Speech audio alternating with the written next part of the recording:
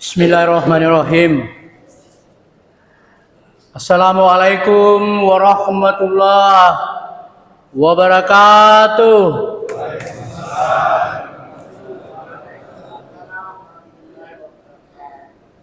Alhamdulillah. Alhamdulillahillazi hadana lil imani wal islami wa khasana bi syariati sayyidina Muhammadin khairil annam was'aluhu salamata minan naqami wal wafati alal iman wa asyhadu an la ilaha illallah wahdahu la syarikalah wa asyhadu anna Muhammadan abduhu wa rasuluh la nabiyya ba'dah. Allahumma salli wa sallim ala sayyidina Muhammad wa ali Muhammad kama shallaita ala Ibrahim wa ala Ibrahim fil alamin innaka Hamidun Majid. Jamaah salat tarawih yang dimuliakan Allah, tertulis maksimal 20 menit saya membawa lembaran bacaan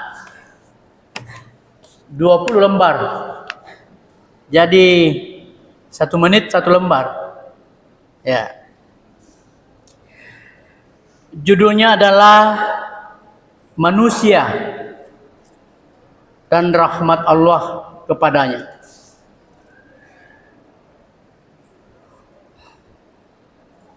Manusia di dalam Al-Quran dilafazkan dalam ucapan al-insan, yaitu manusia itu sendiri, al-bayan yang terbuat dari tanah, Bani Adam, anak cucu Adam. Mengenai manusia, hanya Allah yang tahu. Sebagaimana firman-Nya di dalam Al-Baqarah 30 ketika menjawab pertanyaan malaikat, inni a'lam ma la ta'lamun, sesungguhnya aku mengetahui apa yang tidak kamu ketahui. Namun demikian, kita akan bicarakan manusia dengan apa yang kita baca di dalam Al-Quran.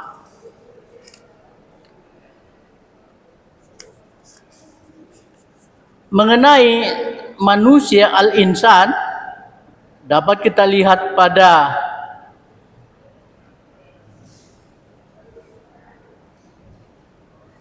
surah An-Nas, yaitu tentang manusia.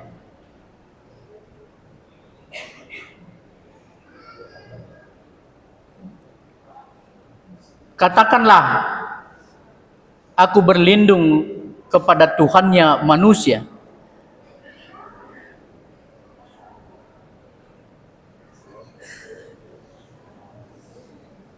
Kemudian mengenai al-bayan,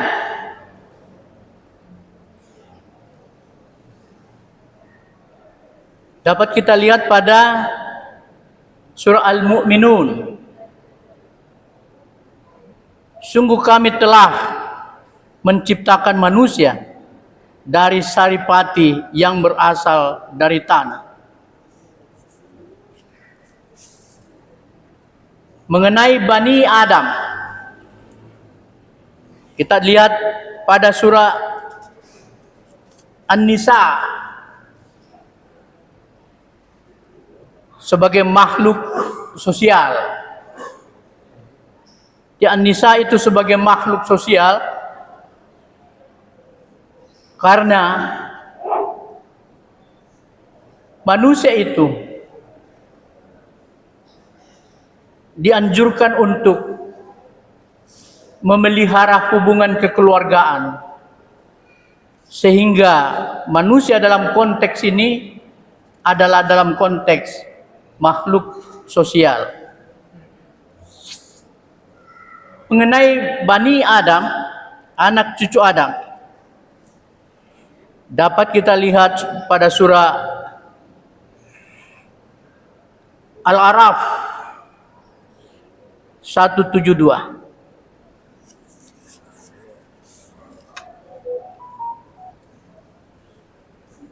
Jemaah sholat tarawih yang dimuliakan Allah,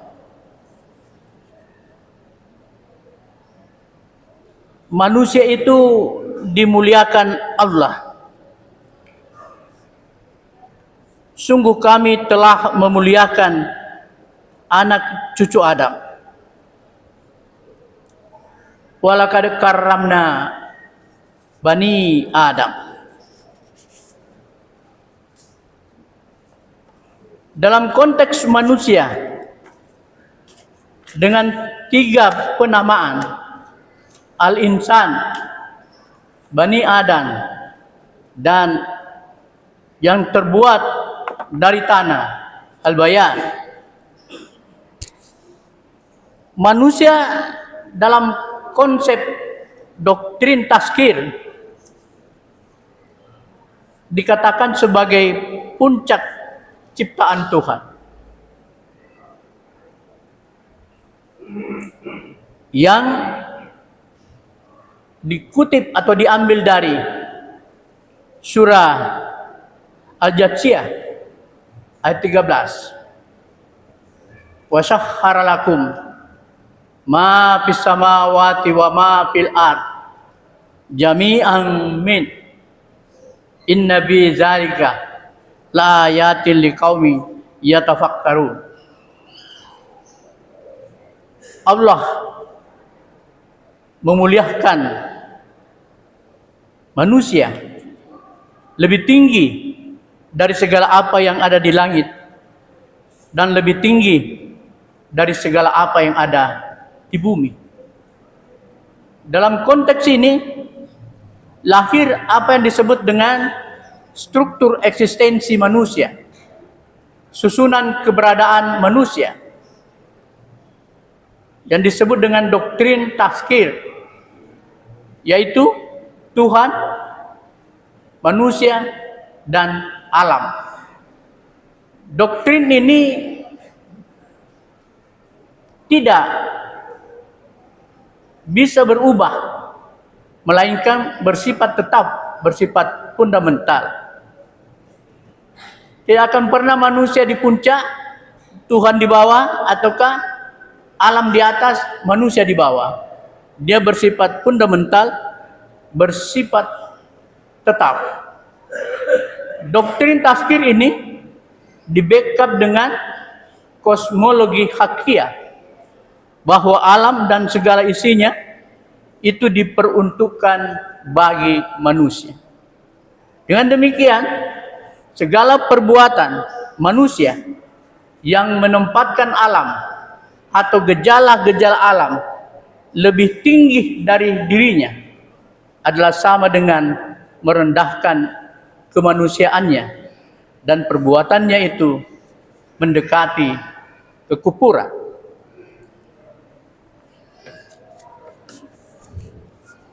Jamaah sholat tarawih yang dimuliakan Allah, manusia itu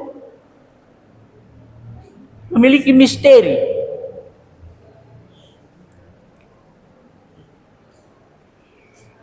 Kalau manusia dibelah-belah, dipotong-potong, lalu diteliti, maka orang tidak dapat mendapatkan deskripsi atau tidak bisa mendeskripsinya secara personality.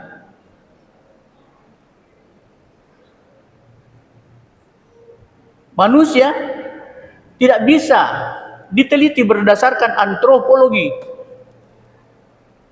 Antropologi itu ilmu yang mempelajari peninggalan-peninggalan sejarah, dan berdasarkan satu benda bisa menjelaskan beberapa hal makna mengenai benda itu. Manusia tidak. dibelah-belah, dipisah-pisah, dicari, tidak bisa ditemukan secara personality. Namun dalam pendekatan lain, bermiliar-miliar manusia di bumi, tidak ada satupun yang sama.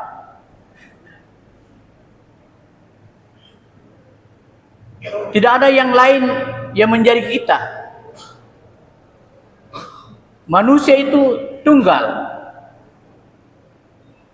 Karena dia tunggal, dia tidak tertukar. Di samping tidak tertukar, tidak terulang. Manusia itu telah dilahirkan, kemudian mati, tidak akan mungkin lahir kembali. Hanya satu kali saja. Dan atas dasar itu, setiap individu adalah persona, pribadi. Tidak ada yang lain yang menjadi kita. Kita sendiri yang mempertanggungjawabkan hidup kita.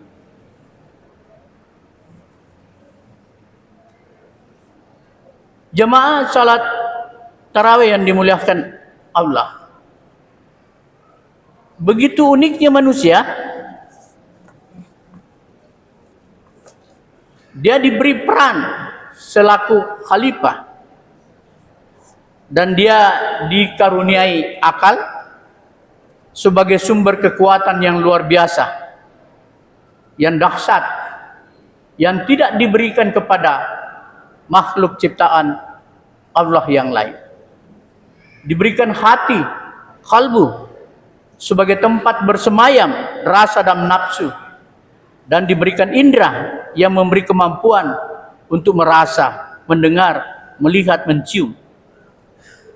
Uniknya, dari potensi yang sama, setiap manusia berbeda kompetensinya. Setiap manusia dikaruniai akal, dikaruniai kalbu, dikaruniai indera. Tetapi kompetensi setiap manusia berbeda antara satu dengan yang lain. Yaitu bergantung dari milieu, cara meminati, bakat terhadap potensi yang dia miliki. Ada yang bersifat superior, dia menjadi superior karena dia menyadari potensinya. Ada yang sekunder karena dia menyadari dan menggunakan sedikit saja. Lalu ada yang tersier, yaitu tidak menyadarinya. Di samping akal, kalbu, dan indera, manusia dikaruniai kesanggupan. Antara lain, kesanggupan mengindra. Dia bisa memahami informasi. Dia bisa mengintuisi. Kesanggupan berpikir, thinking. Dia bisa menelaah. Kesanggupan mengintuisi. Dia bisa meluhurkan satu makna informasi. Dia memiliki feeling terhadap satu hal. Selain itu, manusia memiliki multiple intelligence. Dia mempunyai bermacam-macam kesanggupan. Ada kesanggupan linguistik. Kesanggupan linguistik membuat manusia bisa menguasai beribu-ribu atau beratus-ratus bahasa jika dia maksimalkan. Bisa menghafal Al-Quran, bisa menghafal banyak hal dalam pendekatan linguistik. Manusia mempunyai kemampuan kinestik, mengolah tubuh, mempunyai kemampuan musikal, mempunyai kemampuan interpersonal, bisa bicara ke dalam dirinya sendiri. Selain mempunyai kemampuan antarpersonal, berbicara dengan sesama manusia, manusia juga memiliki intelijensi natural. Dan dari intelijensi natural ini, dalam pengembaraannya, manusia menemukan Tuhannya. Akhirnya manusia menjadi sumber daya, menjadi satu kekuatan. Yang sebelumnya di Al-Quran telah dijelaskan seluruhnya mengenai potensi, kemampuan, kesanggupan manusia. Nanti pada abad ke-15 baru disadari adanya yang disebut potensi sumber daya manusia, yaitu pasca revolusi Perancis. Pasca revolusi Perancis sekaligus menjadi pemicu lahirnya ilmu pengetahuan baru yang dikenal dengan manajemen sumber daya manusia. Di Indonesia, sumber daya manusia barulah dikenal pada akhir tahun 1980-an, yaitu akhir RPJP 2 di masa Orde Baru. Ketika paradigma pembangunan Indonesia berubah dari mengandalkan alam kepada mengandalkan manusia.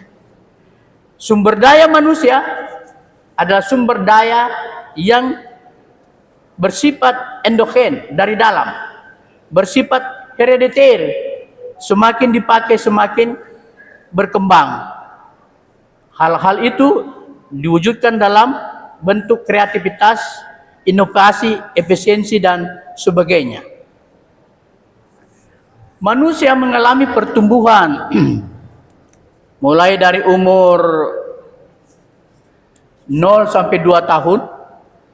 Manusia itu merasakan sentuhan orang lain. Lalu kemudian dia merasakan kesadaran identitas diri, merasakan adanya harga diri. Pada umur 4 sampai 6 tahun, manusia mengalami perluasan diri. Yang disebut dengan perluasan diri adalah dia memahami hak-hak yang menjadi miliknya. Seperti misalnya kalau kita naik kendaraan, ada yang mengetuk mobil kita, itu terasa kita yang diketuk. Ini yang disebut dengan perluasan diri. Semua ini pertumbuhan manusia melalui proses evolusi sampai kemudian mengalami kedewasaan.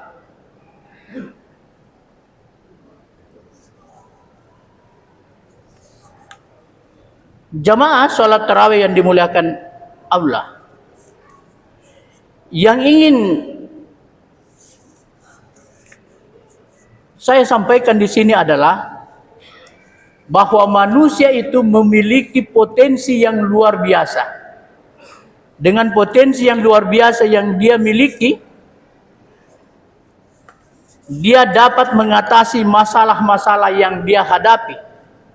Sehingga dikatakan di dalam Al-Quran bahwa Allah tidak membebani seseorang kecuali menurut kesanggupannya.